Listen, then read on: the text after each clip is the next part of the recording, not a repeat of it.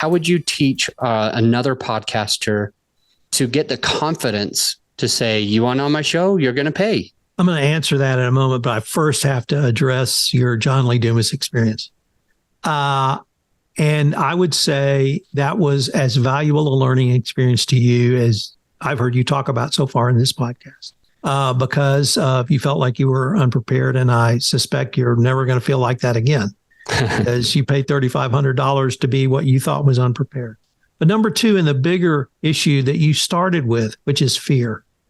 We all had fear, and the fear you articulated for asking for an appearance fee is exactly what I had. And once again, God bless her, my wife, Tom, you need to ask for an appearance fee, Tom. And the reason I did was because I get 10 to 15 pitches a day from PR people. And just because everybody knows in this space, I'm the guy. And so I was getting all these, and I feel like if someone emails me with a pitch, I need to investigate, review, and then respond. And I was just getting overwhelmed doing that. And I finally thought, well, I'll go to $250 appearance fee, and that will cut out a lot of the riffraff. And so September 1 of this year, 2023, I just started it. I charged $250 for an appearance fee. And I will say my inbox is not nearly as full with PR pitches as it used to be. And some of the big podcast guesting or guest companies that put forward guests, they won't pay for that. But, and it's an extra $1,000 a week or $1,000 a month, and that defrays cost. And no one seems to be offended by the amount of $250.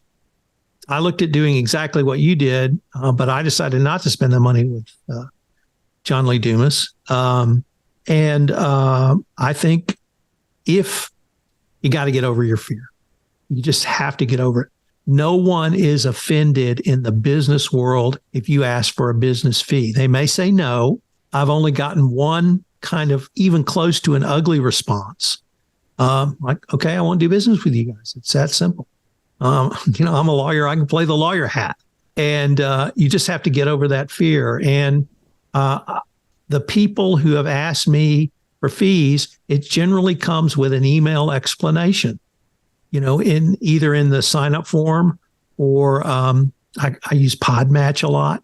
And in Podmatch, you occasionally get people who want fees, and they'll say that right up front. And I'm not offended that they ask for it. And typically I'll pay for it if they ask for it. So I don't think you're going to offend anyone.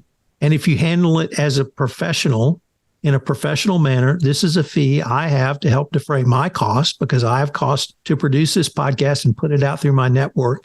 And you're going to get something back. And that something back is access to my listenership and my distribution platform. So I think if you handle it professionally, you're not going to offend anyone. But the fear you articulated, believe me, I know exactly what you're saying. And to the listener hearing this, you may have the same thing. Well, nobody would ever pay me for that. Well, you've probably never tried.